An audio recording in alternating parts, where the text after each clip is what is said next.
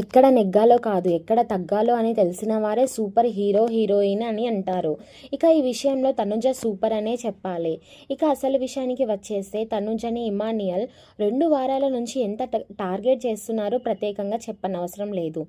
ఇక ఇందులో భాగంగానే ఇమాన్యుయల్ కెప్టెన్ అయ్యాడు. అయితే తనుజని నువ్వు శిల్పతి గేమ్ ఆడుతున్నావు అన్న పర్సనే తనుజ దగ్గరికి వెళ్ళి తనుజ నేను కెప్టెన్గా ఎలా చేయాలి, అసలు నువ్వు కొంచెం నాకు గైడెన్స్ ఇస్తావా అంటూ తనుజని అడుగుతున్నాడు.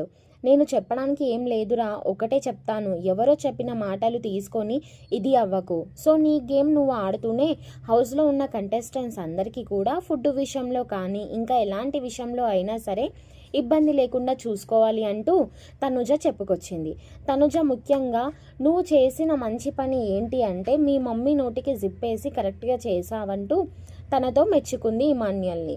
సరే తనుజ, నువ్వు రేషన్ మేనేజర్గా చెయ్యు, ఎందుకంటే ఫుడ్ ఎవరికి ఎంత క్వాంటిటీ ఇవ్వాలో నీకు తెలుసు అంటే సరే నేనైతే తప్పకుండా చేస్తానంటూ రేషన్ మేనేజర్గా అయితే తనుజకి ఎంపిక చేశారు.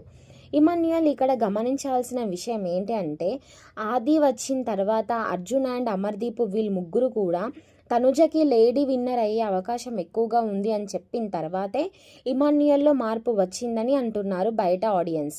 మరి మీరేమంటారు? ఇమాన్యుయల్ సేఫ్ గేమ్ ఆడుతున్నాడా లేదా అనేది కమెంట్ చేయండి.